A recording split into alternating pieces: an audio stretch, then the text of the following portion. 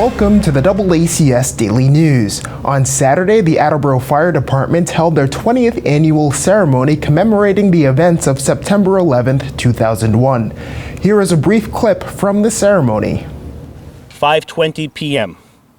The 47-story World Trade Center building collapses after burning for hours.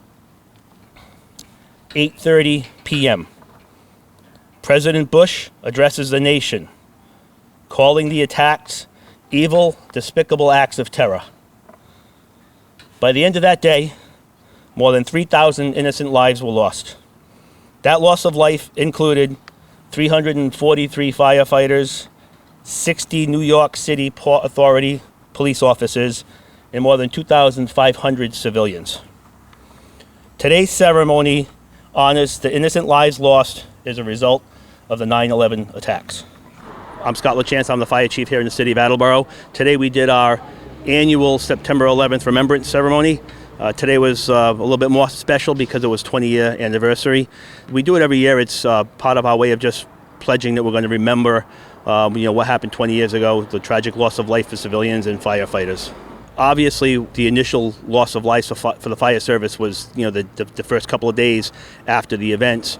But now what we're seeing in the fire service is some long-term struggles from people that were at ground zero, that were exposed to the, for lack of a better term, that toxic dust cloud from the construction material in the building. So there's a lot of long-term cancer, a lot of respiratory diseases. There's a lot of mental health issues too from people that were right there too, that saw it firsthand. So a lot of those things don't really start to show until 10 to 15 years after the event.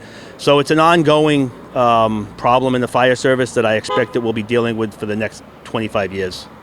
From the perspective of the fire service, which obviously it's a little bit biased because that's what I do, it's easy for people to get complacent and kind of think it can't happen again, and that not that we're not necessary, but that the service isn't as important as it really is. And one of the things I tell people all the time, including my own family, is that people that choose to serve, whether it's the military, whether it's police or fire, they're making a decision to put themselves at risk, knowing full well that they may have to do something someday that could cost them the loss of their life or permanent disability or permanent illness. Sometimes people in those professions sometimes feel a little forgotten. I don't want that to sound critical. It's just human nature. That's why I think events like this are so important, because you can't hear the timeline of events. I read it every year.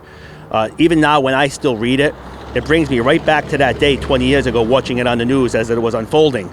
And when you actually think to yourself what some of those people did on the plane to protect lives, they have families too. And they're sitting there going, the best option here is we need to take over this plane and crash it. Okay, that's hero all day long. And then you look at the firefighters and the police officers and the Port Authority workers, everybody, when the buildings were starting to burn and getting ready to collapse, every single one of them was running into the building. There were civilians doing it too, so certainly they should be commended.